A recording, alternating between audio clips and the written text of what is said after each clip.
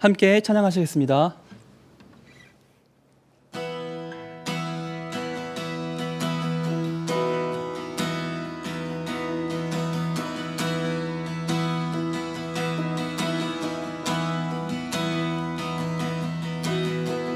나를 향한 주의 사랑 산과 바다에 넘치니 내 마음 열 때 주님 나에게 참 자유 주셨네. 늘 진리 속에 거하며 나의 손을 높이 들고 언제나 주님의 사랑을 노래하리. 주의 사랑 노래하리라. 영원토록 노래하리라. 주의 사랑 노래하리라. 영원토록 노래하리라.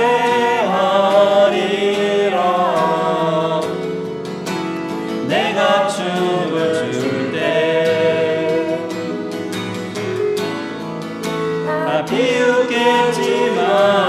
비웃겠지만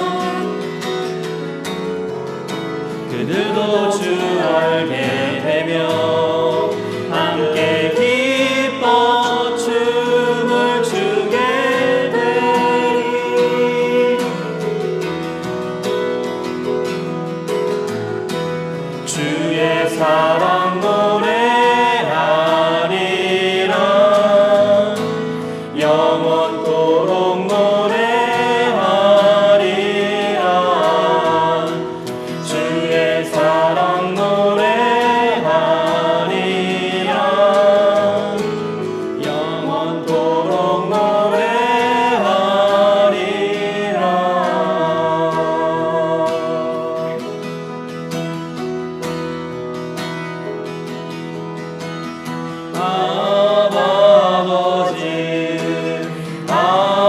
아버지, 나를 안으시고 바라보시는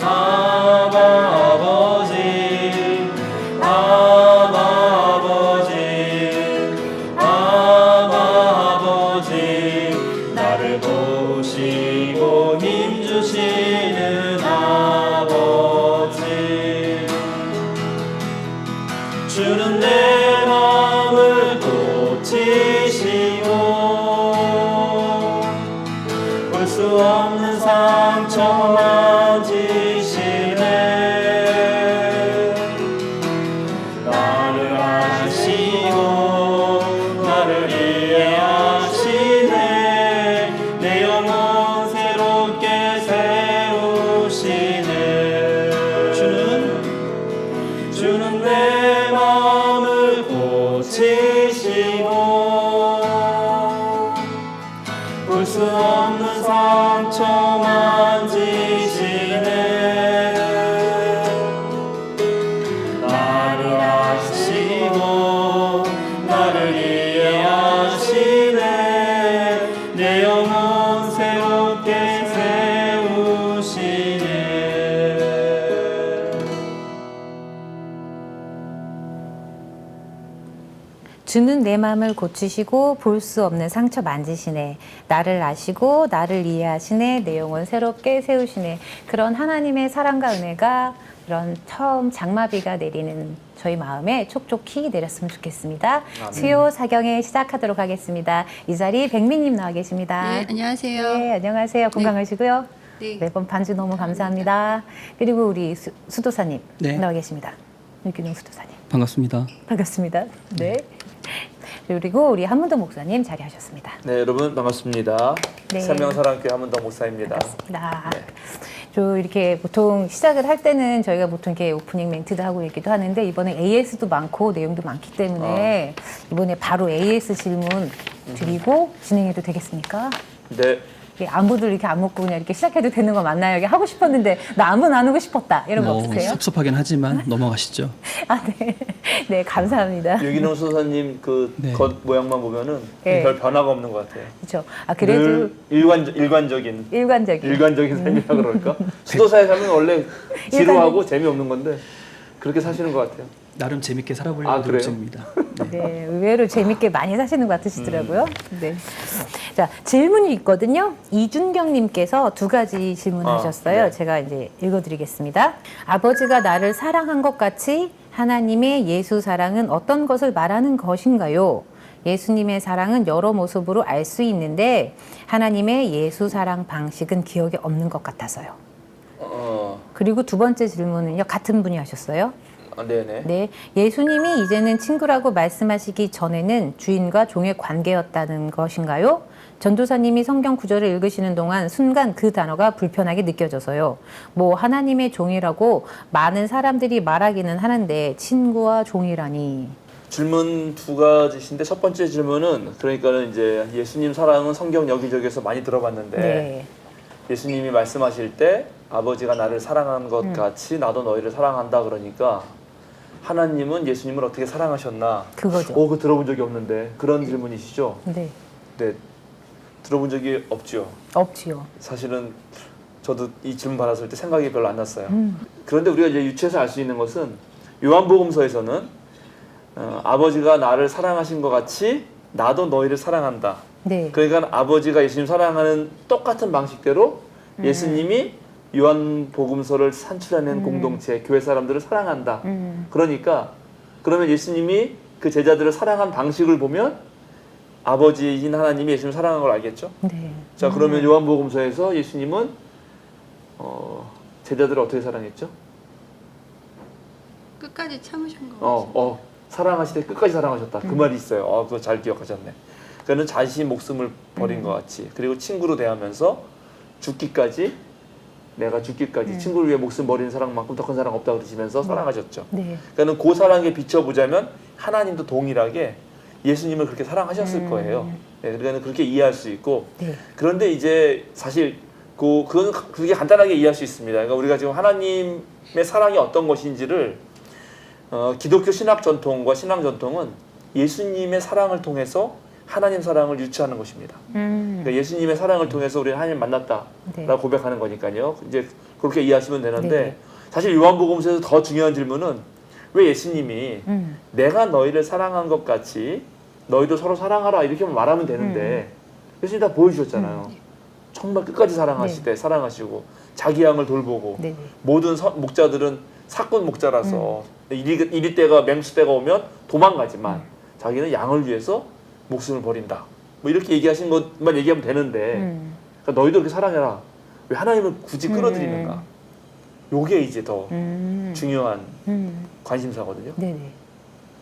이상하지 않아요? 그죠? 그렇게 얘기하면 되잖아요, 사실은. 네네. 내가 보여줬고 너희도 나처럼 사랑하라 이렇게 하면 되는데 그렇죠. 그거는 바로 요한 공동체가 그때 말씀드린 대로 유대교에게 축출당해서 네. 회당에서 유대교 회당 그 네트워크 속에서 추방당해서 이제 자기네끼리 새로운 공동체를 만들었는데 이들 또한 유대인들이었죠. 그러니까 같이 유대인들끼리 공유할 수 있는 네네.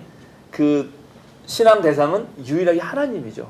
그럼 하나님의 사랑을 어떻게 드러낼 것인가가 양쪽 유대 공동체와 이 요한 공동체가 이제 경쟁이 되겠죠. 근데 여기에 요한 공동체는 바로 그것을 얘기하는 거예요. 자기네가 서로 사랑하는데 너희 봤지? 너희끼리 정말 너희 유대인들끼리 서로 사랑해? 너희 맨날 바리새파랑 사두개파랑 싸우고 뭐 편 갈아서 나누지? 근데 우리 봐라, 우리는 똘똘 사랑해. 그러면 얘네들이 물어보잖아요. 너희 어떻게 이렇게 할 수 있었어? 우리에겐 예수님이 있거든. 이렇게 첫 번째. 그러니까, 그죠? 그러니까 어떻게 보면은 유대교든 그 그리스도교든 신앙의 대상은 하나님인데 그럼요. 그 이제 방식이 서로 달랐다고 보면 되는 건가요? 그렇죠. 하나님 만나는 방식이 다른 거죠. 그 전에 유대교는 기본적으로 율법의 준수를 통해서 하나님 만나는 거고 이제 예수님 기독교 공동체는 예수님이라고 하는 인격을 통해서 하나님 만났다고 고백하는 거거든요. 그런데 예수님을 어떻게 만나느냐인데 또 문제는 그래서 예수님은 사랑의 방식으로 했다.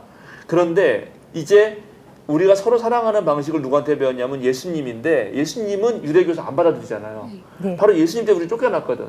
그러니까 예수님이 하나님과 관계를 설정해 줘야 되는 거예요.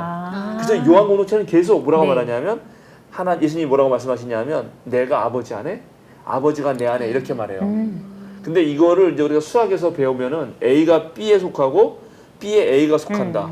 어릴 때 배웠어요. 그걸 뭐라 그러냐면 A와 B의 관계는 합동이라 그래요. A와 B의 합동을 어떻게 설명하냐면 A에 있는 모든 구성원이 B에 속하고 B에 있는 모든 구성원이 A에 속할 때 A와 B는 합동이라고 그러거든요. 네. 그러니까 내가 아버지에 속하고 아버지가 나에 속하면 나와 아버지는 하나예요. 네.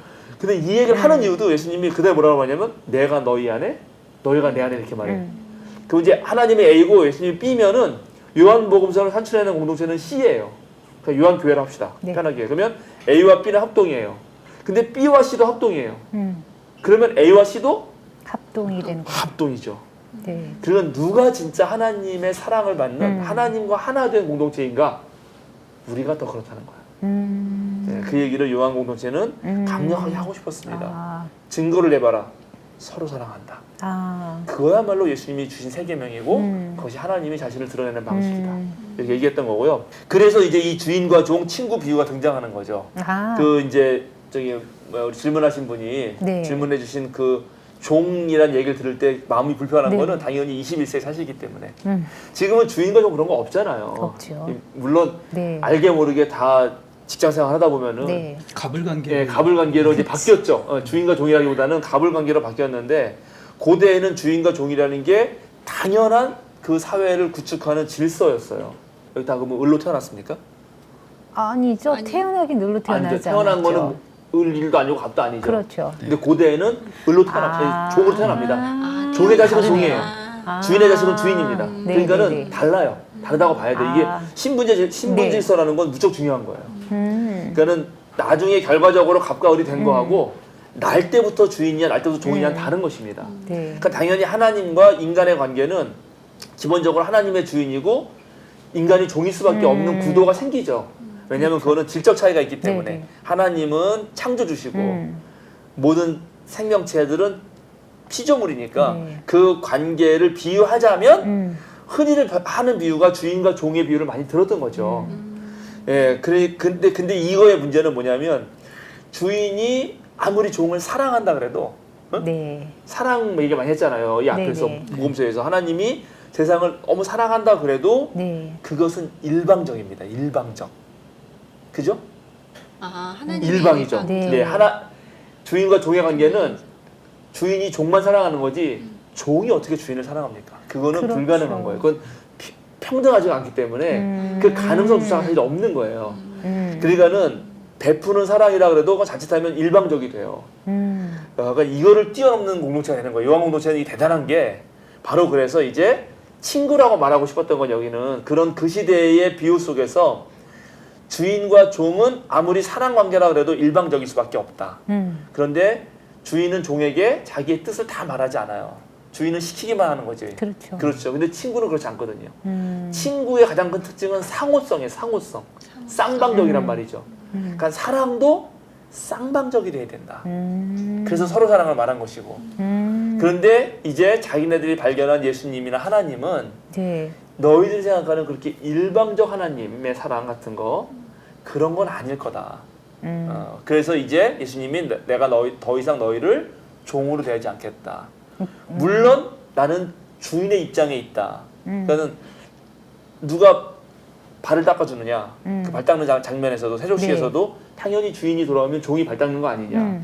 그러나 나는 주인이지만 내가 발 닦임 당하는 게 마땅한 것이지만 그 당시 사회 질서에는 당연한 거예요. 그럼에도 불구하고 내가 이제 허리에 수건을 두르고 너희 발을 닦아준 것처럼 이제 난 더 이상 주인으로서 역할을 하지 않고 너희를 친구 삼는다. 그러니까 이건 완전히 사회적 혁명적 변화를 하는 거죠.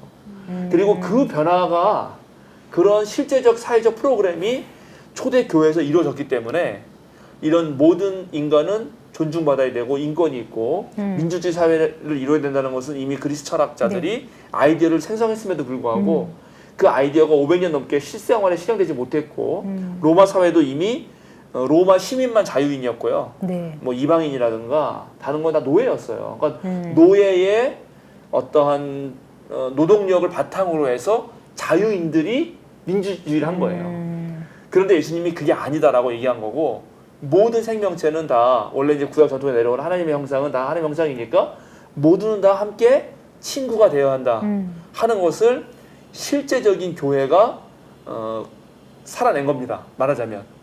그리고 그 싹이 이제 제도적으로 여성에게도 참정권이 주어지는 일이 벌어지기까지 2000년 걸렸어요. 그렇. 예, 1900년대 초에다 여성 참정권이 생기거든요. 그러니까는 그래서 그런 아이디어를 준 게 예수님이었다라고 보여주는 거죠. 이런 실제적인 네네. 실물을. 그래서 당연히 질문하신 분이 네. 종이란 얘기를 들을 때 기분이 나쁜 건 당연해요.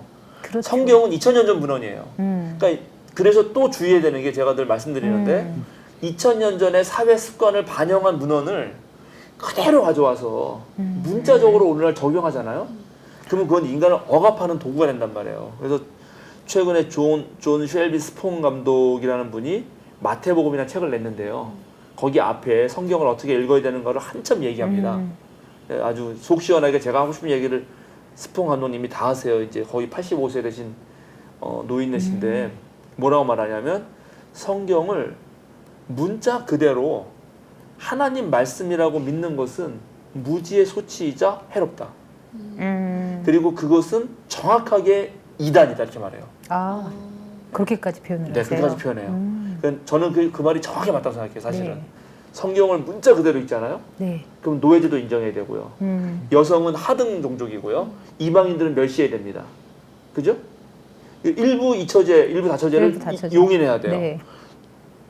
두 종류의 옷감으로 쌓인 옷을 입으면 죄를 진 거예요. 돼지고기 먹지 말아야 되고요. 뭐 이런 식으로 성경을 문자 그대로 읽었을 때 우리는 현대에서 살 수 없어요. 네. 근데 그걸 문자 그대로 하나님 말씀이라고 말하는 것은 존 쉘비 스폰 감독의 말씀처럼 그거는 기독교 전통도 아니에요, 사실. 네. 성경을 썼을 때 그 저자들이 의도한 것도 아니에요. 그렇겠죠. 그것은 계몽주의의 산물이에요. 계몽주의. 오.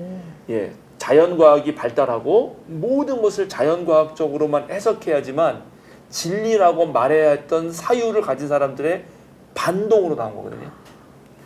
예, 이제 이런 것들을 차분히 공부를 해야 되는데 이거는 반복하고 반복해도 계속 진짜 반복해야 어려워요. 되는. 네, 왜냐하면 네. 저도 20년 성경을 읽었는데 네. 저도 성경을 읽을 때 이걸 문자 사실로 계속 읽어요. 그렇게 저조차도. 되더라고요. 예. 아, 좀 흥분했네. 네. 아닙니다. 너무. 예, 또 뭐 두 번째 감사합니다. 질문 있나요? 네, 다음 거는 이겁니다. 저희 그때 비유에 관련된 책을 소개 좀 시켜달라고 가브리엘님께서 말씀하셨습니다. 예. 제가 이제 이미 비유를 네. 시작했고 예수님 사랑 얘기하면서 선한 사마리아인의 비유도 했고 네. 그다음에 이른 아들의 비유도 했기 때문에 그리고 앞으로 계속 비유가 나갑니다. 네. 그래서 오늘 그건 저도 봤어요. 그래가지고 책을 들고 왔는데 네. 일단 비유 자체 비유가 갖는 의미가 뭐냐? 비유라는 언어. 네. 그것을 가장 잘 짧게 설명한 책이 이 어두운 간격이라고 존 도미닉 크로산이라는 학자, 제가 되게 좋아하는 학자인데 학자가 쓴 어두운 간격이라는 책입니다. 다 상당히 신학적이에요. 그래요? 예, 네. 짧아서 핵심적인 이론, 문학 이론을 얘기하지만 그러나 좀 어려울 수 있어요. 아, 근데 어쨌든 그래서 이거보다 좀 더 설명을 풍부하게 한 책이 자, 두 번째는 이제 비유의 위력이라는 책인데 이거는 이 어두운 간격을 훨씬 더 성서 예를 들면서 구약 신약을 망라해서 비유가 가지는 위력을 자세히 설명한 책입니다. 역시 이것도 신학적이에요. 근데 이제 이런 예수님의 비유 해석에 그 고전이라 그럴까? 예, 이제 고전이라는 책이 있는데 예, 그것은 이 바로 요아킴 예레미야스가 쓴 예수의 비유라는 책입니다. 아주 이거 너무 오래전에 나와가지고 지금은 절판됐을 거예요. 예, 근데 아주 훌륭한 책이에요, 사실은. 그래요? 예수의 비유. 예, 그래서 이런 것도 읽어보시면 좋고 그러나 이제 여러분에게 읽어보라고 하고 싶은 한 권의 책이 있다면 네. 그것은 이제 저의 선생님이셨던 한신대 신약과 교수님이셨던 김창락 선생님이 쓰신 귀로 보는 비유의 세계라는 책이 있습니다. 이거는 귀로 본다 이런 말 자체가 벌써 공감각적 이미지 그걸 쓰신 거죠. 귀로 듣느냐 아니라 귀로 본다 이런 말을 썼죠. 그러니까 이제 귀라는 거는 비유는 구전 문화의 산물이죠. 그러나 우리는 지금 그거를 보고 있잖아요. 성경 말씀 보니까 귀로 본다 이렇게 말씀하신 건데 이 책 아주 좋은 책입니다. 예, 제가 하는 비유의 거의 모든 설명의 한 50% 이상은 이 책을 토대로 하고 있어요.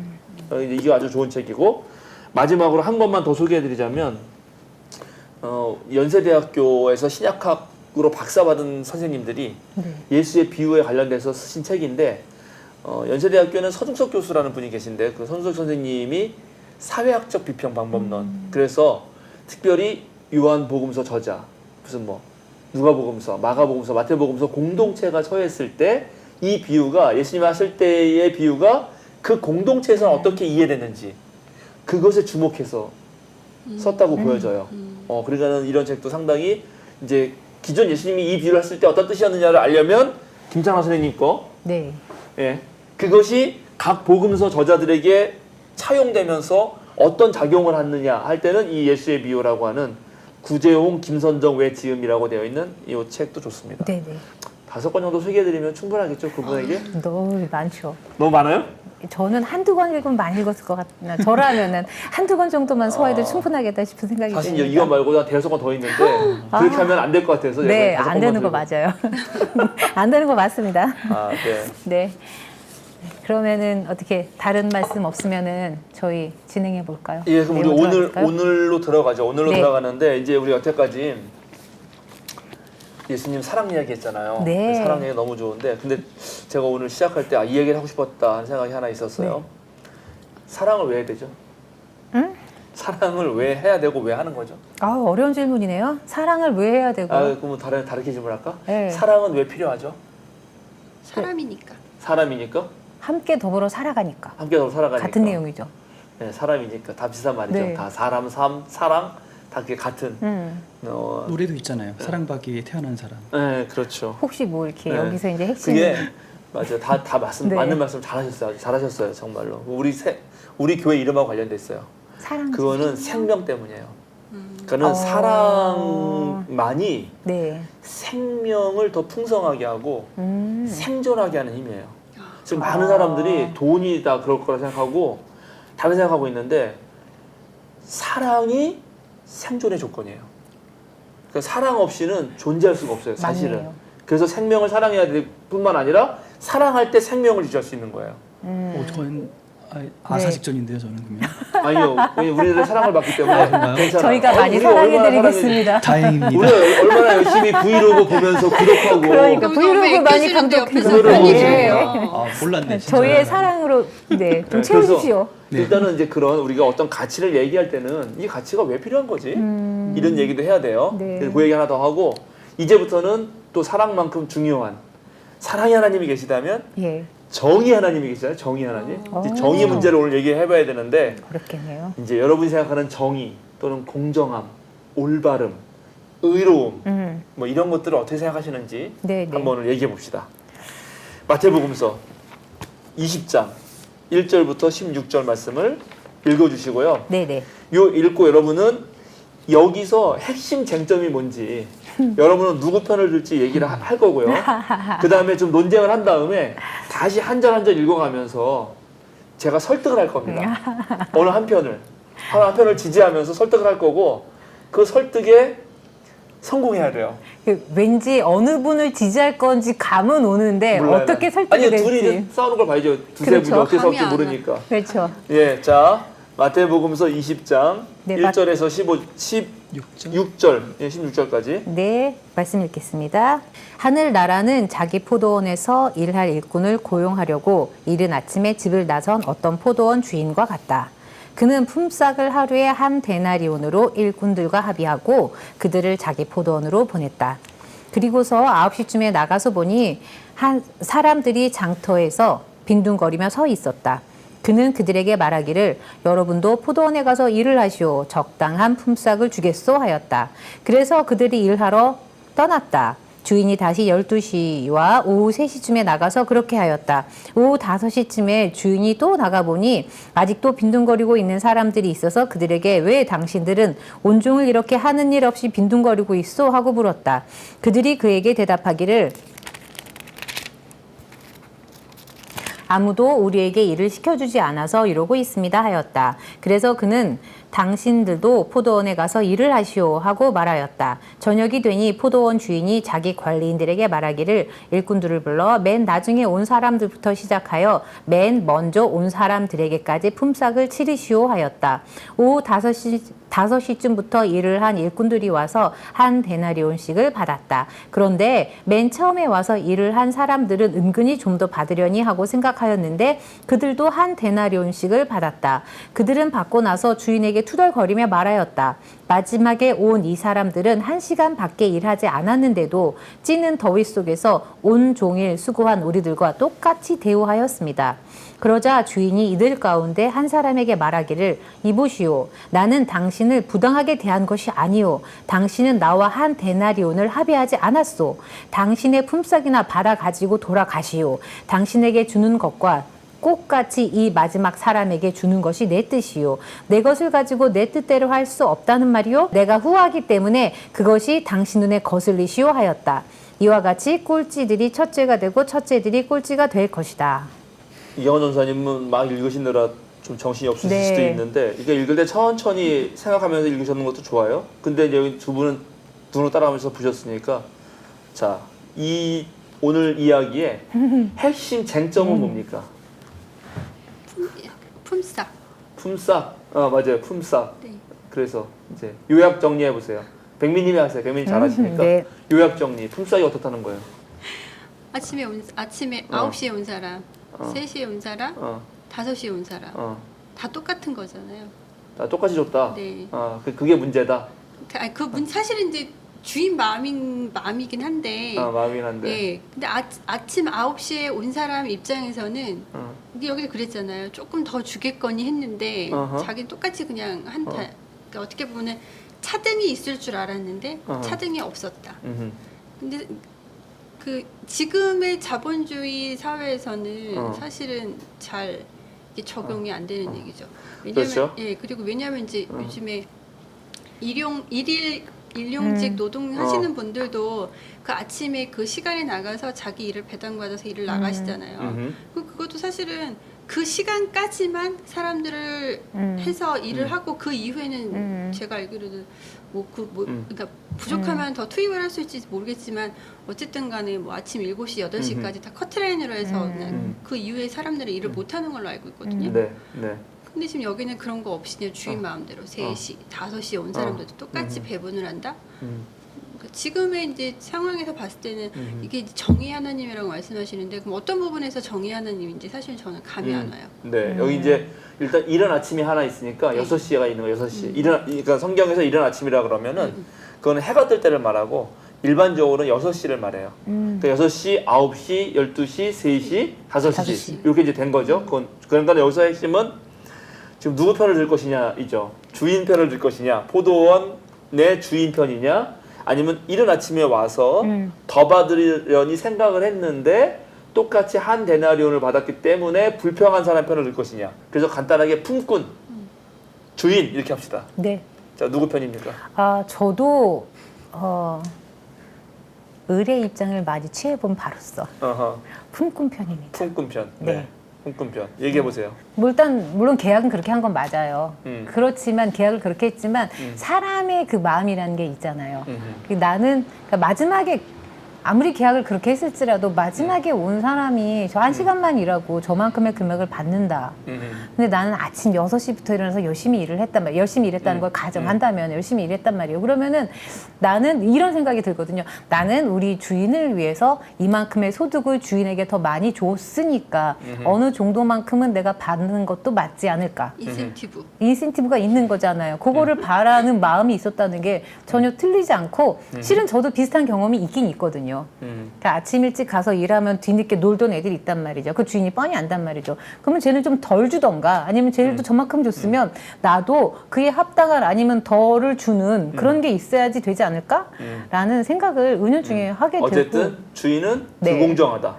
네. 불공평이라고 그죠? 말하긴 그렇지만 불공정하다. 그런 거죠. 품꾼이 좀 그렇죠. 그러니까 억울하다. 어쨌든 억울하다. 억울하다. 불공정하다. 그런 거죠. 백민도 같은 편이죠. 이근우 수사님은 누구 편이에요? 저는 당연히 주인이죠. 그래 좋아. 이래야 재밌지. 여기도 막 이거 품꾼 편이라 그러면 대가 이제 막 기인해지잖아요. 자, 해보세요. 왜 주인 편이에요? 네, 탕자의 비유에서도 저희가 이제 아버지의 네. 시선으로 보지 않고 이제 둘째 아니면 큰아들 그렇게 봤잖아요. 근데 이번에도 저는 주인으로 이렇게 컨택한 거는 그 시간대 나눠가지고 처음에는 온전한 시간대 사람을 데리고 와서 일을 시작했지만 중간에 보면은 빈둥거리는 사람들이 있다고 했는데 그 사람들도 시간대에 맞진 않지만 데리고 왔거든요. 근데 그게 아니라 아까 사랑이란 표현을 했지만 사랑이 필요하거나 아니면 현실적으로 어떤 도움이 필요한데 도움을 받지 못하는 사람에 대한 어떤 측은한 마음이 주인한테 있어서 굳이 그 사람을 쓰지 않아도 되지만 그들에게 그냥 돈을 주기보다는 1시간이라도 아니면 3시간이라도 뭐 5시간이라도 일을 해서 그날의 어떤 품삯을 받아가지고 가족한테 가든지 어떤 그런 느낌으로 도움을 주고자 하지 않았을까라는 생각을 하거든요. 그래서 주인이 더 주고 싶지만 뭐 그날 일할 수 있는 한정된 어떤 양도 있고 하니까 저 같으면 많은 사람들 더 했으면 좋겠는데 그러기에는 좀 약간 그런 부분이 있어서 일단 그런 측은한 마음으로 그렇게 하지 않았을까라는 생각하게 됩니다. 이러면서 좋습니다. 연애를 못하지? 연애와 이건 또 다른 거죠. 예, 어쨌든 좋습니다. 지금 여러분들이 하신 말씀 속에 이제 많은 것이 있어요. 근데 네. 이거를 우리 이제 시청자들과 우리 벙커원 교인들을 네. 위해서 하나씩 풀어가 볼 필요가 있어요. 그래서 우리가 조금 더 이제 풀어가 보는데, 요 오늘 성경 말씀도 제가 자세히 다시 한번 읽을 겁니다. 그러면 이 성경이 우리들을 설득하기 위해서, 그러니까 아마 이 성경을 듣자마자 한 100명 중에 99명은 당연히 품꾼 마음일 네. 거예요. 근데 이 성경을 쓴 저자는 예수님, 그러니까 말씀하신 예수님은 지금 주인 입장을 가지고 있어요.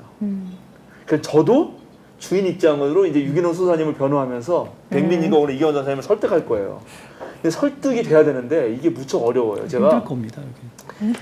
여기. 그래요.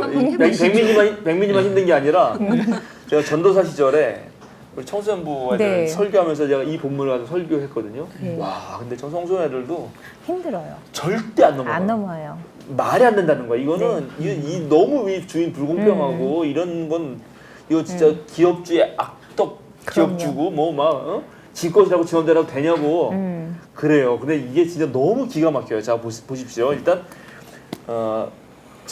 일단 주인을 제가 옹호하기 위해서 주인이 3가지를 변명합니다. 자기를 변호합니다. 첫 번째는 뭐냐면 몇 절이냐 하면 13절이에요. 13절. 자, 주인이 그들 가운데 한 사람에게 말하기를 이보시오, 나는 당신을 부당하게 대한 것이 아니요 당신은 나와 한 데나리온으로 합의하지 않았소. 이거 첫 번째 이겁니다.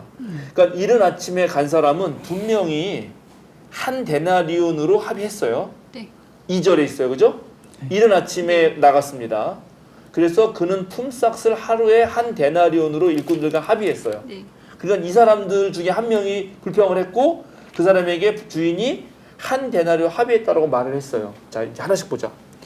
그러니까 여기서 주인이 잘못한 거 없죠.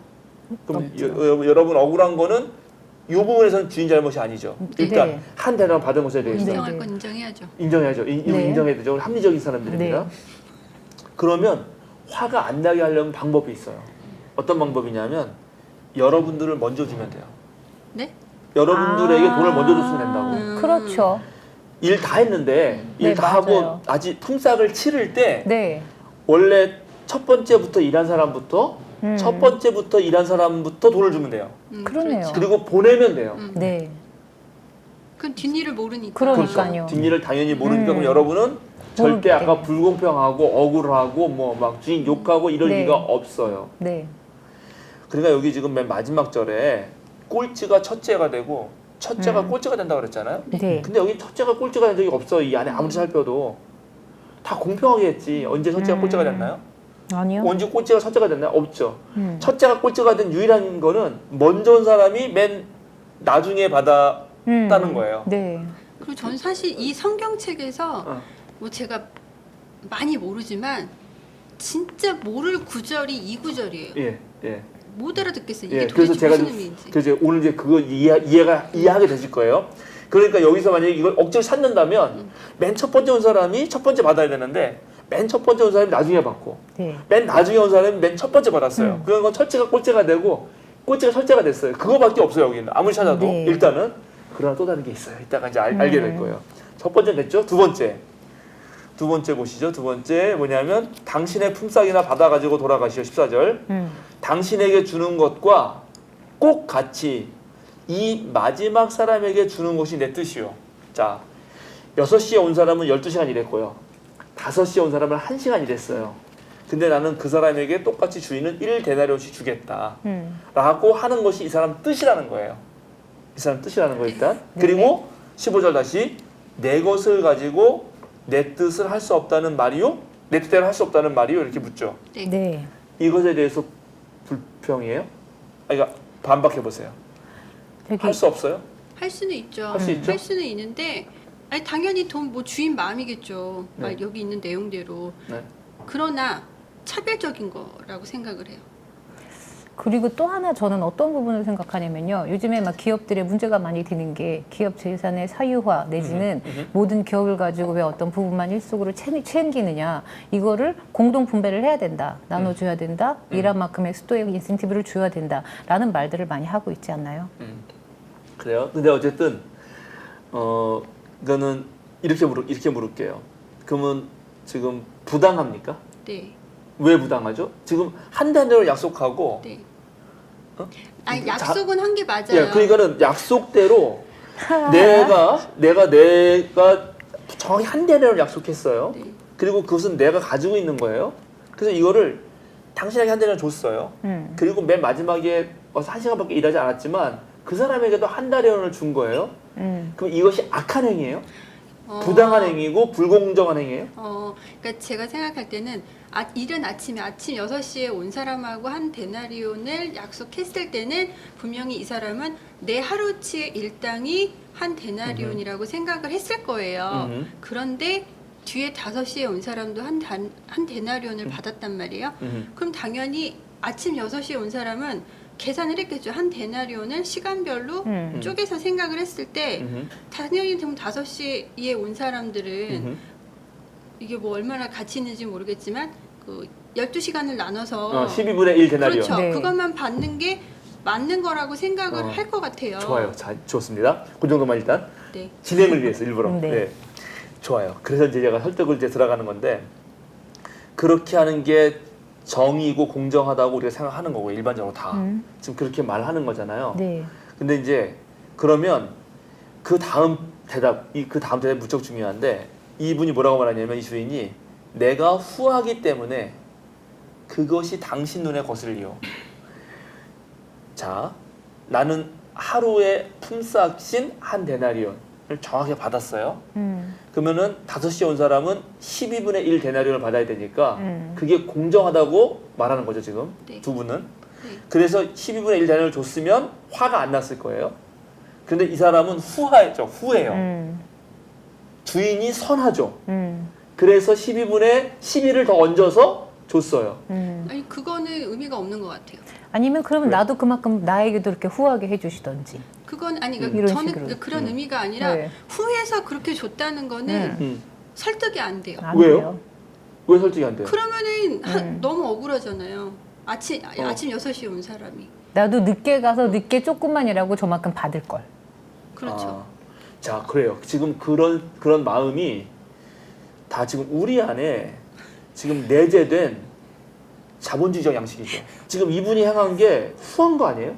후한 거 맞죠? 그거는 후한 거는 그 맞죠. 말대로 그 합리성으로 따지면은 12분의 1만 줘야 되는 게 맞죠. 여러분의 합리성을 가지면. 그럼 그런데 이제 여기서 가장 큰 우리에게 이 성경이 우리에게 제안하고 있는 하나의 힌트는 이게 1데나리온이라는 거예요.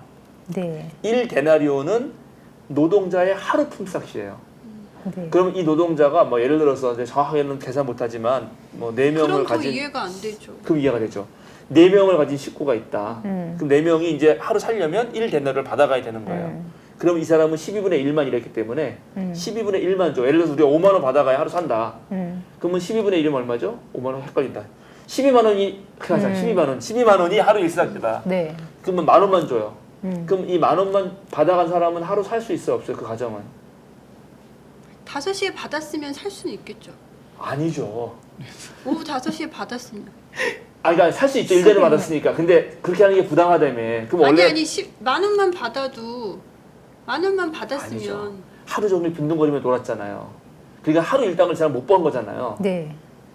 그러니까는 만약에 정확히 말하면 쫄쫄 굶어야 되는 거예요. 그럼 그 다음 날 예를 들어서 지금 12만 원을 벌어야 하루를 사는데 나가서 아침에 일찍 나가서 일을 해야죠. 근데 나머지 두 분은 자, 좋아요. 자, 잠깐만. 나가서 일을 해야죠가 맞아요. 근데 여기 지금 6절 네. 설명을 해줘. 오후 5시쯤에 주인이 또 나가보니 아직도 빈둥거리는 사람들이 있어서 그들에게 왜 당신들은 온종일 이렇게 하는 일 없이 빈둥거리고 있어 했더니 그들이 그에 대답하기를 아무도 네. 우리에게 일을 시켜주지 않아서 이러고 있습니다. 자, 그러면 일을 시켜주지 않은 것이 이 사람 잘못이에요? 아니면은 그 일을 시켜주지 않은 사람 잘못이에요? 그거는 일자리가 없었다는 얘기잖아. 그렇죠. 반반일 것 같아요. 반반일 것 같다. 자, 이제 요런 거는 이제 제가 조금 이따가 더 깊게 할 건데 그 깊게 하기 전에 왜냐면 이게 차근차근 가야지 설득이 돼요. 오늘 내 이미지가 되게 안 좋아서. 아니요, 좋아요. 아주 잘 대변하고 있고, 정말 좋아요. 정말 좋고, 쉽지 않아요. 실제로, 아까 말했지만 100명에, 아니 1000명에 999명은 다 그렇게 맞아요. 생각한다니까? 맞습니다. 제가 이걸 설득해야지만 돼요. 왜 설득해야 되냐면, 이렇게 해야 그리스도인이에요. 이렇게 안 하면 그리스도인이 아니에요. 저는 정확히 말하겠는데, 그리스도인이 말하는 정의는 이거예요. 근데 이제 저 설득합니다, 다시. 나 입이 마르기 시작했어 지금. 괜찮아요? 12분의 1만 받았을 경우에는 네. 이 사람은 생계 유지가 안 됩니다. 그러니까 이 주인은 지금 생계 유지를 위해서 이 사람에게 12분의 1이만 주는 것이 공평하다라고 하는 당대의 합리적 계산에 맞서서 이 사람에게도 1데나리온을 주는 거예요. 그러니까 선한 일을 한 거죠. 그러니까 후하죠, 후예요. 그런데 지금 이것 때문에 화가 난 이 사람은 자기는 분명히 아침에 1데나리온을 받았으니까 어긴 게 없어요. 그리고 아까 말했듯이 제일 먼저 받고 갔더라면 화가 날 일도 없어요. 화가 난 유일한 지금 이유는 맨 마지막에 1시간밖에 일한 사람이 나와 동일하게 1데나리온을 받은 것 때문에 화가 난 거예요. 그래서 이 주인은 묻고 있는 거예요. 내가 후하게 한 것 때문에 네가 내 눈에 거슬리냐? 그죠? 그러면 우리 마음에 뭐가 있냐면 지금 능력대로 줘야지 왜 능력대로 안 주냐 이런 거예요. 맞아. 맞아요. 그리고 그 능력대로 주고 받는 것이 물질로만 한정되어 있어요. 이제 이걸 내가 설득하려고 하는 거예요. 네. 돈으로만 그것을 해결해야지만 그게 정당하다라고. 정의의 기준이 돈이 되고 있습니다. 그 12시간 일한 기쁨이라든가 자 여기서 제가 더 설명을 해야겠는데 만약에 이 사람 이른 아침에 나온 이 사람도 똑같은 인력 시장의 일꾼이잖아요. 이 사람이 일을 못 얻어봤어요. 그럼 5시까지 일을 못 얻어요. 그때 마음을 생각해 보세요. 내가 오늘 일을 못하면 우리 가족이 다 굶습니다. 오늘 하루는. 뭐 내일 하루가 되겠죠. 오늘도 돈 받아간다면 내일 하루는. 그 1시간 1시간이 어떻을까요? 그 기분이. 이런 거 생각 별로 안 해요. 우리는. 그런데 다행히 그날 여러분 인력시장 가봤나요? 혹시? 유경수 선생님 가보셨나요? 네. 거기 가면은 아침에 쫙 있어요. 저도 이제 옛날에 많이 갔는데 가면은 차가 와요. 그 이제 인력 그 십장들이 와가지고 오늘 뭐 어디 미다지하고 미다시 뭐 그거 뭐냐? 아시바. 이거 다 일본 말인데 이런 말 쓰면 안 되는데 공식적으로. 쇠파이프. 쇠파이프. 네. 쇠파이프 엮는 거 하는데 그래가지고 혹시 기술자 있어요? 막 이런 거 물어본다고요. 네. 그러면 저녁에 손들어. 그러면 딱 봐가지고 건장하고 이런 사람 딱 끌고 가요. 나이 어리면 무조건 1순위예요. 그러면 그때 그 뽑히는 심정 이해해봤냐고요. 근데 거기서 안 뽑힌 거야. 그러니까는 이 사람은 빈둥거리며 논다고 표현하지만 그건 외부의 시선이고 본인은 빈둥거리고 싶나요? 하면 일하고 싶나요? 일하고 싶죠. 일하고 싶죠. 근데 이 사람 아침 일찍에 제일 처음 당첨돼서 일할 수 있는 이 사람은 행복하잖아요. 왜 그 행복의 그 순간은 잊어버리는 거죠? 그러니까 지금 우리의 기준이 자본화됐단 말이에요. 자본.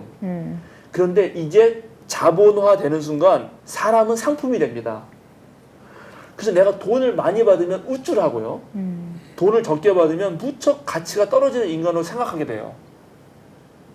자, 수혜사경에 합니다. 제가. 우리 이사장님이 날 돈을 안 줘. 그럼 열받겠죠. 왜요? 이거 봐요. 자, 이게 이상한 거야. 돈만으로 생각해 보세요. 돈만으로 생각해 보라고. 돈. 내가 이렇게 노동을 했는데 한 1시간 넘게 여기 왔다 갔다 하는 거 3시간, 4시간, 5시간을 일종의 지식 노동을 해가지고 가르침 노동을 했는데 거기 왜 대가를 안 주지? 이렇게. 근데 내가 돈이 아니고 와 이걸 통해서 하나님 나라 선교도 하고 설교도 하고 벙커교회 교인들도 있고 뭐 이러면 내가 기분 나빠요? 안 나빠요? 안 나쁘죠. 근데 여기 왜 데나리온 때문에 기분이 나빴죠? 지금 우리가 미처 생각하지 못하는 게 뭐냐면 지금 이른 아침에 온 사람은 일찍 일을 시작했기 때문에 얻는 기쁨이 있어요. 안도감이 있고 선택받았다는 선택받았어요. 신나게 일할 수 있습니다. 근데 이런 게 있잖아요. 그 좋아요. 이제 계속. 비유가 조금 다른 내용인 거예요. 왜냐면은 자기가 좋아하는 일이 있고 자기가 해야 하는 일이 있는 거잖아요. 만약에 우리가 좀 표현이 그렇긴 하지만 저는 이제 성경보를 가르치고 이런단 말이죠. 이런 거는 돈을 안 받고 2시간이든 3시간이든 강의를 할 수가 있어요. 하지만 제가 만약 영어 과외를 한단 말이죠. 그러면 1시간에 관련된 금액을 받는 게 마땅하고 그거를 정말 그런 지식 노동은 재산, 대가를 받는 지식 노동이라는 거죠. 그러니까 비유가 좀 애매한 게 이 사람은 돈을 벌기 위해서 아침부터 갔던 거고 그 기회를 잡아서 돈을 번 거예요. 근데 늦게 온 사람은 그만큼의, 그러니까 받는 그 기쁨이라는 것 자체, 하지만 일하는 것 자체에 수고와 노동은 있었다라는 거죠. 그러니까 일자리를 취했기 때문에 기쁨이 있었던 건 맞아요. 하지만 나는 돈을 벌려고 일을 했기 때문에 일하는 순간은 노동이었고 나의 노동의 순간은 길어서 힘들다. 그런 게 아니요. 있지 않았을까라는 생각을 지금 하는데요. 벌써 여기서 지금 우리 성경을 어긋나서 또 우리의 그 욕망이 작동한 거예요. 보세요.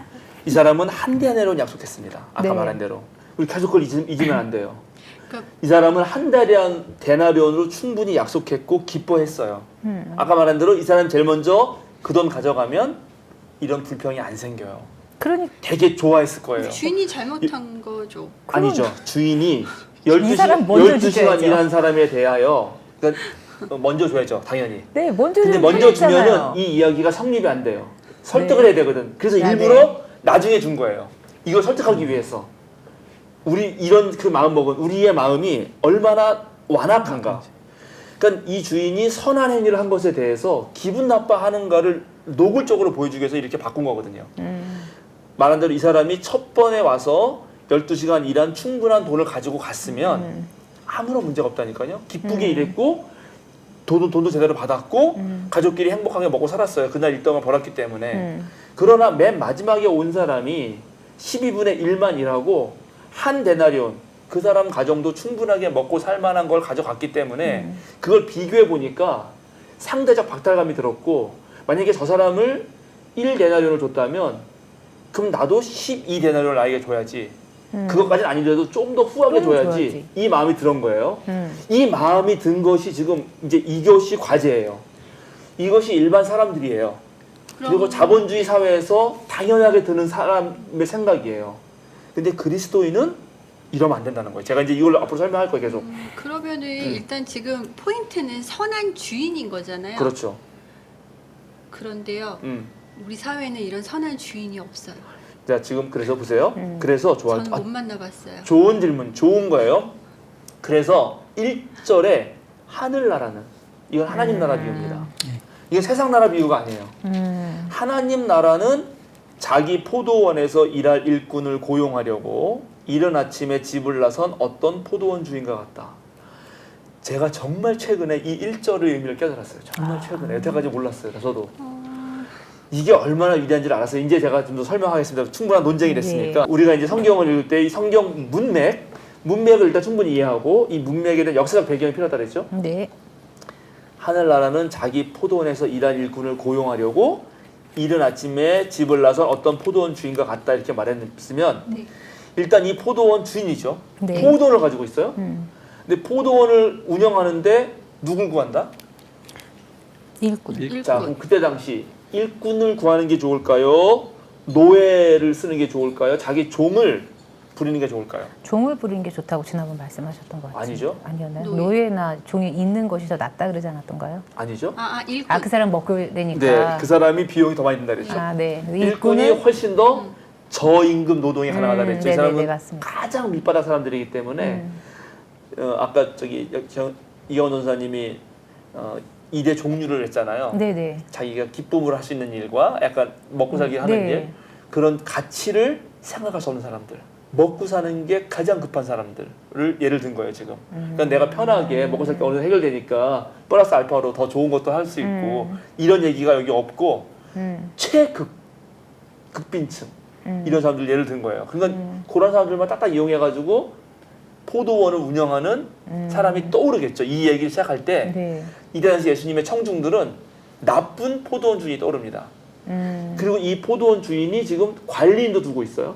네. 뒤에 보면 관리인을 시켜서 돈을 안 네, 줘. 네, 자기가 네, 직접 안 줍니다. 관리인. 그러니까 관리인까지 두고 있다면 대단한 부자일 거고 그리고 실제로 1세기에 많은 포도원 주인은 부재지주로서 땅은 딴 데 있고 자기는 멀리 있고 관리인한테 다 했어요. 그리고 돈을 더 아끼기 위해서 수학 때만 종을 쓰면 평소에도 다 이렇게 돈을 줘야 되기 네. 때문에 정규직은 그때만 알바를 쓴 거예요. 수학철에만. 그러니까 나쁜 놈이라고 인식하기 쉬워요. 네.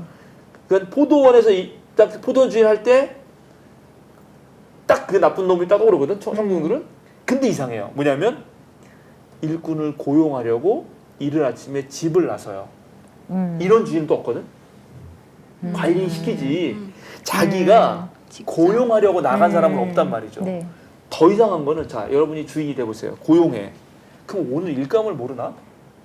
알죠. 알죠. 그럼 첫 번에 10명 필요하네. 그럼 10명 다 하지 않아요? 그렇겠죠. 근데 왜 9시에도 나가고 12시에도 나가고 3시에도 나가고 5시에도 나가죠? 일을 모르는 거 아니에요? 그래서 어떤 학자는 이 주인은 일머리가 없는 주인인가? 이렇게 한 학자도 있어요. 자본의 노예 같아요. 네.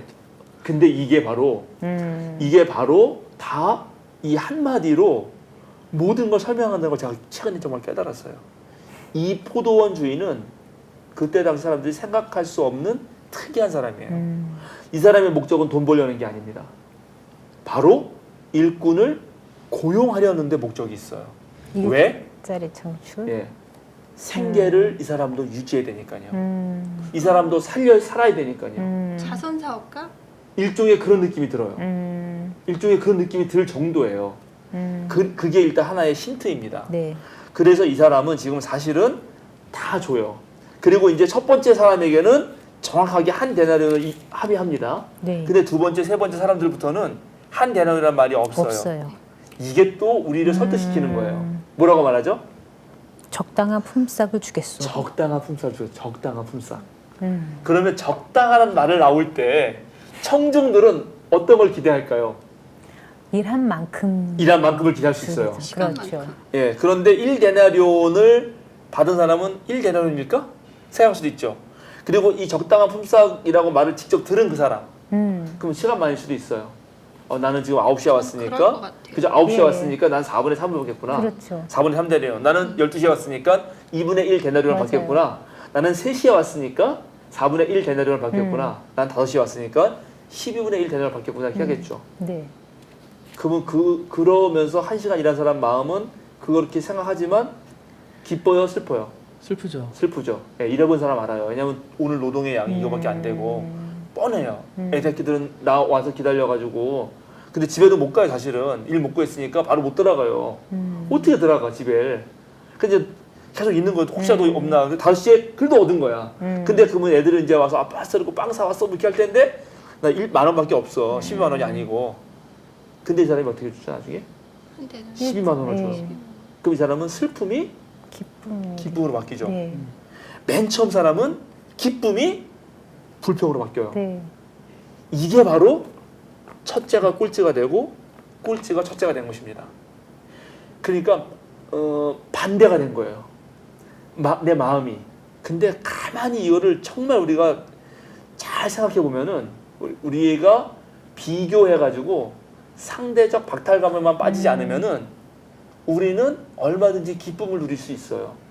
그리고 정말 가난하고 힘들고 어려운 사람과 함께 기쁨을 누리려는 그 주인의 마음에 참여할 수 있어요.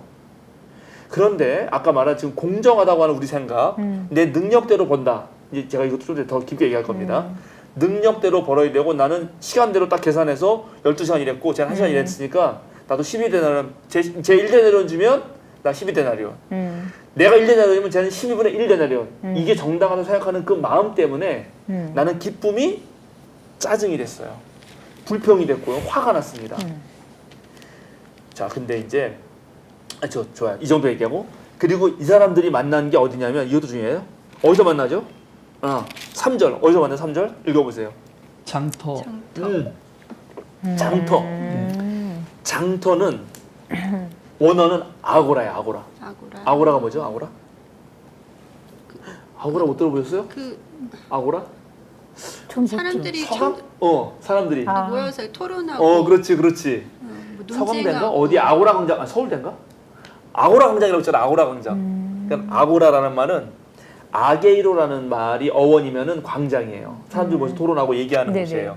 근데 아고라탕 같은 뭐 아고라 그쪽으로 또 다른 어원하면 시장이에요. 그러니까 여기는 지금 장터라고 생각하기 좋은데, 자, 고대 시장은 어떤 곳인가? 오늘날 시장은 애덤 스미스인가요? 보이지 않는 손에 의하여 수요 공급의 법칙에 따라서 자본이 움직이는 곳이죠. 네. 그러나 고대 시장은 꼭 자본만 움직이는 곳인가요? 아, 사람과 사람이 만나는 곳입니다. 아, 제가 네. 이제 이 얘기를 하나 해드릴게요. 여러분을 설득하기 위해서 하는 거예요. 다. 이 마지막 끝날 때 여러분 설득해야 되는데, 어느 할머니가 장터에 나갔더니 어느 사람이 갔더니 할머니가 양파를 팔거든요. 양파를 망에 팔아요. 네. 한 망인데 한 20개 망이 있는 거야. 어떤 부자가 물어봤어. 한 망이 얼마예요? 그랬더니 3,000원이에요. 그러니까 그래. 근데 할머니가 너무 애처로워 보인 거야, 이 부자가. 그러니까는 그러냐고. 그러면 이제 이거 다 팔아야 갈 거 아니야, 할머니가. 다 나 주라고. 내가 이거 20개인데 6만 원인데 내가 다 사겠다고. 그래, 10만 원 드리겠다고. 음. 그럼 여러분 같으면 기분 좋겠죠. 다 팔았잖아. 그렇죠. 20도 6만 원 받아야 되는데 10만 원 받았잖아. 네. 근데 할머니가 뭐라 그랬냐면 싫다 그랬어요. 난 당신에게는 한 개만 팔겠다고. 하나만. 왜 그랬을까요? 그 다음에 할머니가 한 말이 있어. 시장에 나오는 필요한 사람들이 있기 때문에 그 사람들한테 다 분배가 돼야 되지 않을까 뭐 그런 느낌. 이건 또 열심히 이제 공부해가지고 막 그런 이제 평등 개념 막 이런 게 떠오른 거고 할머니 그게 아니었어. 심심하지 않게 여기 나와 있는 거라고. 맞아. 다 빠가면 나 맞아. 여기 심심하지 않으려고 나와 있는데 너가 이거 다 사가면 나 여기서 뭐 나가야 되지 않냐고. 맞아요. 나는 시장에 이것만 팔러 온 사람이 아니라고. 난 돈만 벌려고 온 사람이 아니라고. 여기 오면 사람들 사는 것도 보고 양파 팔면서 얘기도 하고 삶은 나눈다는 거죠. 자본은 그동안 상당히 오래된 세월 동안 자본은 우리의 삶의 양식에 의해서 조절됐습니다. 자본보다 훨씬 중요한 게 많아요. 우리는. 자본으로 모든 것을 평가할 수 없다고요. 그죠? 침대는 살 수 있을지 모르지만 편안한 잠은 자본으로 얻을 수가 없는 거예요. 마음이 편해야죠. 그렇긴 하네요. 그러니까는 삶을 나누기 위해서 이 할머니는 양파를 가지고 온 거야. 근데 이 사람은 자본으로만 그거를 싹 가져가는 순간 할머니의 삶이 뺏겨요. 외로운 삶이 돼버리는 거야. 갑자기 난 행복하게 살려고 왔는데. 이해하시죠? 이제 이거를 다룬 책이 있는데 칼 폴라니의 거대한 변환이라는 책이 있습니다. 뭐 거대한 전환, 거대한 변환 이렇게 번역 따라서 다른데 똑같은 책이에요. 그동안 상당히 오래도록 인류는 삶의 어떤 양식을 통해서 자본을 통제해 왔는데 이렇게 자본이 갑자기 모든 것의 기준이 되고 그래서 인간마저 상품화된 것은 원래 그랬던 게 아니라는 거예요. 오늘날 시대의 특징이라는 거예요. 자, 그러면 이제 이해가 되시죠? 그러면 이제 조금씩 이해가 됩니다. 뭐가 공정한 것인가? 이제 우리가 가장 열받았던 건 뭐냐면 왜 여전히 남는 거는 12데나리온 주면 되지. 그럼 얼마나 행복해요. 그 맨 마지막에 온 사람부터 먼저 주지 않고 맨 처음 사람도 먼저 주는 거는 이제 문학 작품상 네. 설득하려고 다 치고 네. 그러면 12데나리온 주면 불평 없잖아. 그죠. 좀 더 줘도. 좀 더 줘도. 근데 그게 바로 현대 근대 경제학이 갖고 있는 가장 큰 문제입니다. 모든 생산품은 무한히 개발할 수 있고 이유는 얼마든지 무한대로 창출할 수 있다고 하는 착각이에요. 이 사람이 돈이 많으면 그렇게 할 수 있겠죠. 포도원 주인이 돈이 무한대로 있으면 그렇게 하는 게 맞아요. 그죠? 그게 공정하다 그러고 모든 사람에게 만족시킬 거예요. 근데 이 사람이 가진 돈은 한계가 있어요. 그 한계를 가지고 모든 사람의 최저 생계비로 가장 행복한 최소한의 생활비를 주려면 가장 많은 사람을 고용하려면 이 한 사람을 12데나리온 주면 안 됩니다. 그럼 이 사람은 한 데나리온 가지고는 생계를 유지하고 11데나리온 가지고는 사치할 거 아니에요. 누군가의 그 사치스러운 삶은 12분의 1 데나리온을 받아야 하는 그 사람을 착취했기 때문에 가능한 것입니다. 그렇게 따지면 마지막에 온 사람도 똑같이 주면 안 되는 거 아니에요? 저는 이 사람은 지금 최저 생계비를 주는 거예요. 최저 생계비. 인간으로 유지할 수 있는 최저 생계비가 1데나리온이었거든요. 그거보다 더 밑에 주기는 어려웠던 거예요. 그럼 그냥 아침에 나가서 이렇게 데리고 오면 예, 얼마나 근데 좋았을까요? 일부러 이건 그렇게 하는 거예요. 왜냐하면 아침에 나가서 다 해버리면은 아직까지 역시 이해 안 되고 능력 있는 사람만 되죠. 이제 그것도 제가 얘기할 거예요. 능력 있는 사람은 뽑히잖아요. 네. 그러나 능력이 없어도 그래서 일을 할 자리에 뽑히지 못한 사람도 이 사람은 기회를 주는 것입니다. 이거 제가 좀 이따 얘기할 겁니다. 또 좀 길어져도 얘기할 건데 이게 중요한 거예요. 지금 이게 은총이라는 거고 이게 하나님 사랑이라는 것이에요. 하나님 사랑은 능력이 없는 자에게도 베풀어지는 것이지 능력 있는 자에게만 능력을 따라서 주는 것만 맞다고 하면은 아까 말한 상한 갈 때는 꺾어져야 되고 꺼져가는 심지는 다 꺼버려야 합니다. 그리고 그것은 공동체적 삶이 아니에요. 자, 우리가 애를 낳았어요. 큰아이는 능력이 있어. 둘째 아이는 능력이 떨어지네. 그럼 부모가 둘째 아이는 버리나요? 그럼 안 되는 거 아니에요? 그 가족이라면? 지금 이 사람은 어떻게 함께 살 수 있는 공동체를 만드느냐를 고민하고 있어요. 결국 여기도 그럼 사랑이 들어가는 거네요. 그렇죠. 그래서 제가 오늘 제목은 너의 정의는 자비로운가? 너의 정의는 그동안 너가 생각하는 공정함, 공평함, 정의, 올바름 그것은 과연 자비에서 나온 것인가? 사랑의 마음에서 나온 것인가? 근대의 경제 개념은 인간은 이기적인 존재로 봅니다. 이유를 추구하는 존재고 욕망을 추구하고 그 욕망은 무한대로 추구할 수 있다고 생각해요. 거기에 근거해서 사회를 꾸려가려고 그래요. 그것을 진보라고 생각해요. 그러나 기독교는 그렇게 생각하지 않아요. 인간의 이기심을 자극케 하는 게 아니라 인간의 사랑을 자극해서 함께 사는 공동체를 만들어야 한다고 말하는 거예요. 이거 깊이 고민해야 돼요. 잘 생각해 보세요.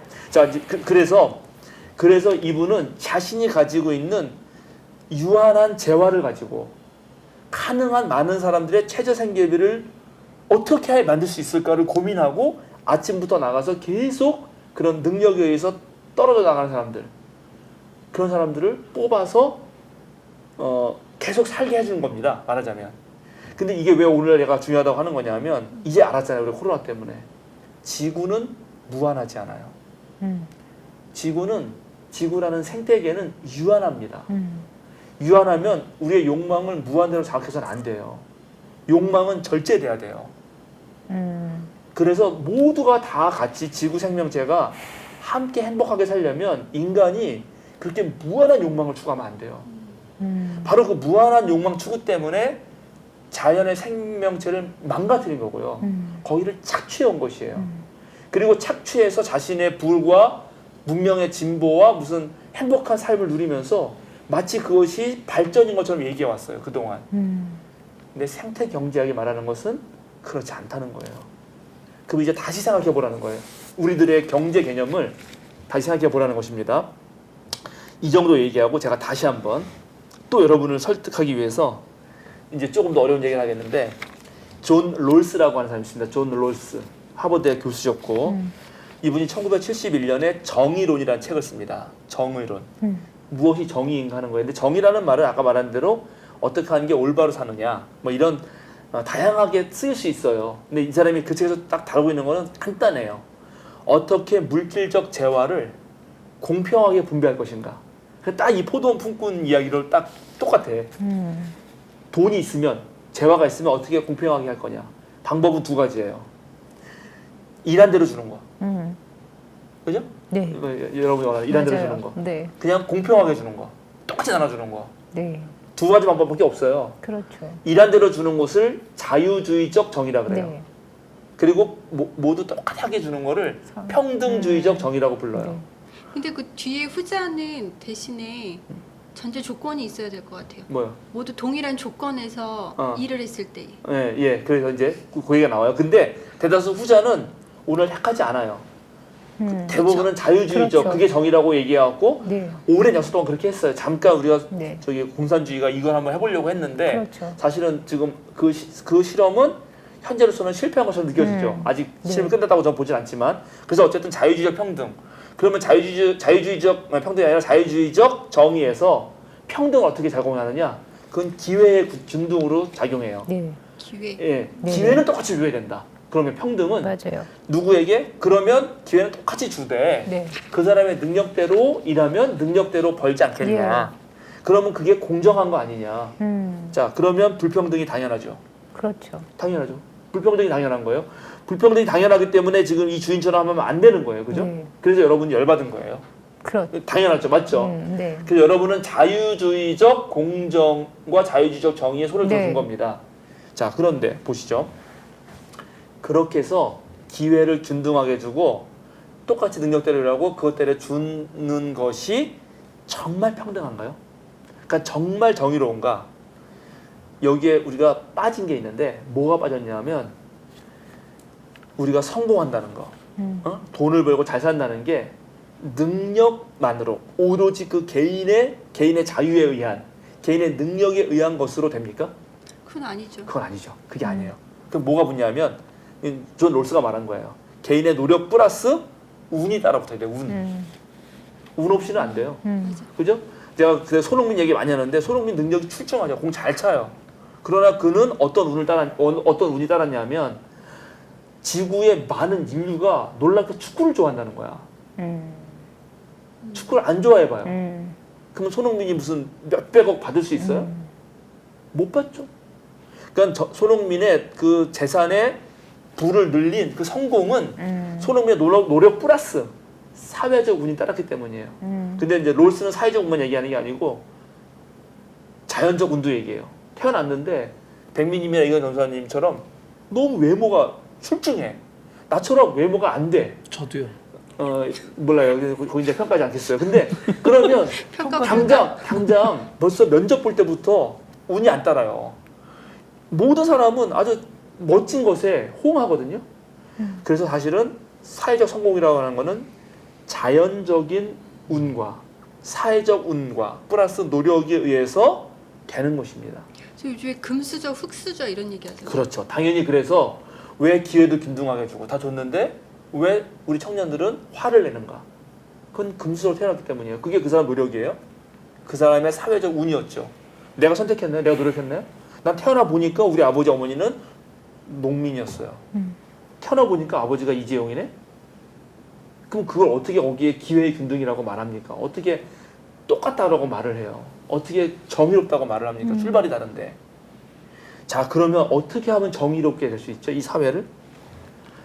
거기에 똑같이 줘야 될까요? 어떻게 될까요? 여기서 이제 롤스는 그래서 어떻게 이 세상을 바라보냐 하면 가난한 사람, 못난 사람, 일자리 없는 사람, 옛날에 뭐라 했어요? 저 자식 능력이 없고 저거 일 안 하고 게으르고 다 이렇게 얘기했단 말이죠.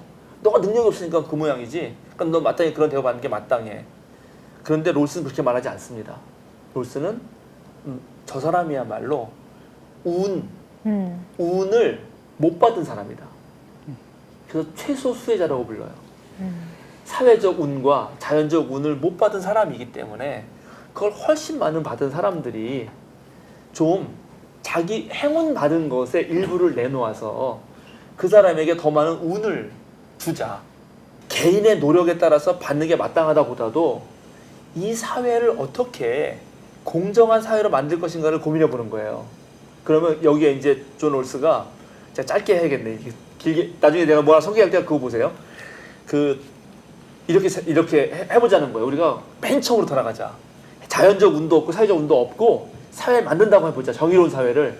그럼 전부 다 이제 눈 가리기를 하자. 눈 가리기. 그리고 내가 어떤 집인지 몰라요. 그러니까 내가 왕족인지 뭐 내가 평민인지도 모르고 아무것도 없어. 몰라. 그리고 사회를 만든다 그럴 때 사회는 당연히 이제 계층이 생기겠죠.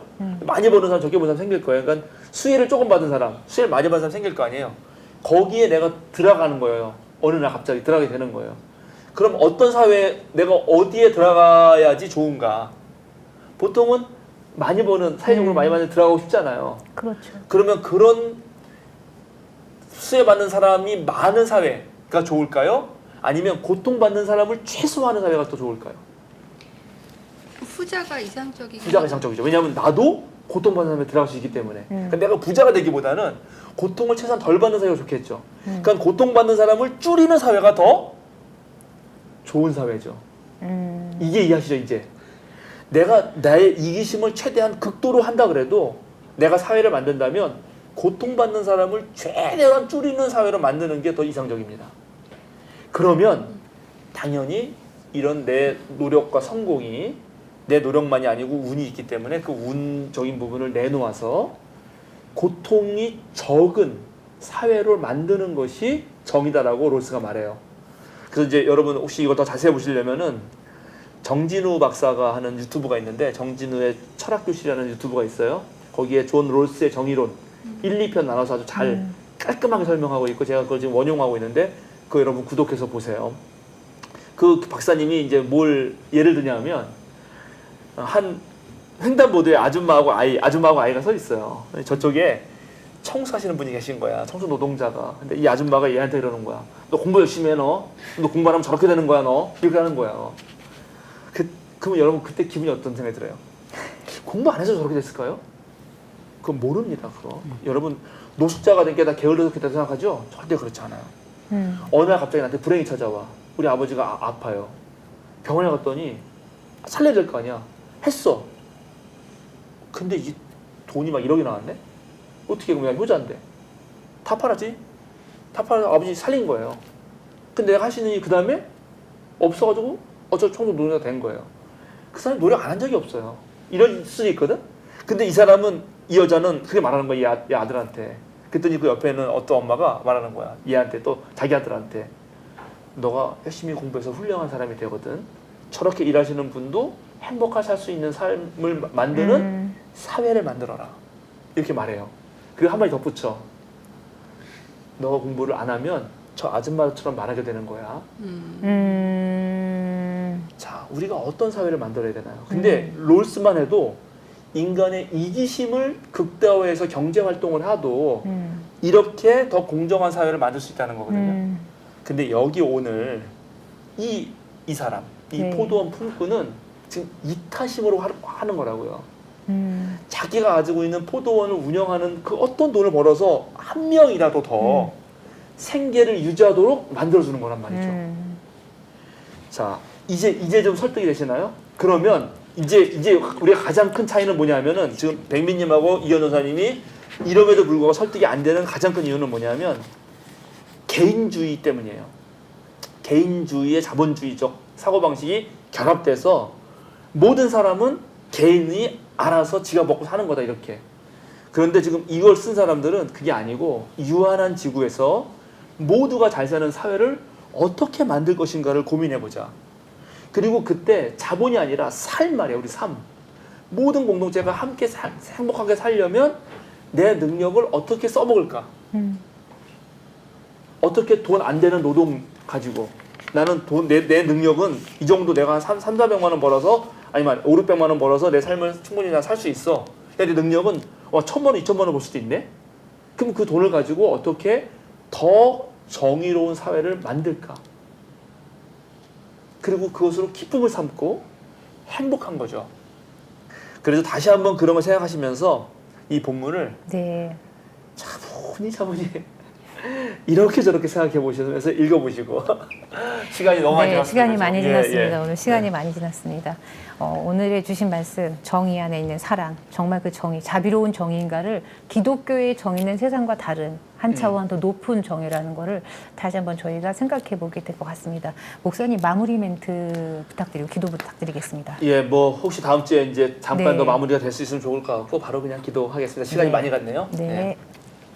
주님, 우리가 공정하다고 말할 때 그것이 혹시 내 이기심이나 무한한 욕망에 의해서 왜곡된 것은 아닌지, 우리가 말하는 정의가 사랑을 품고 있는 것인지, 나 개인만을 생각하는 것이 아니라 우리 모두의 공동체를 생각하는 것인지 다시 한번 생각해보는 시간입니다.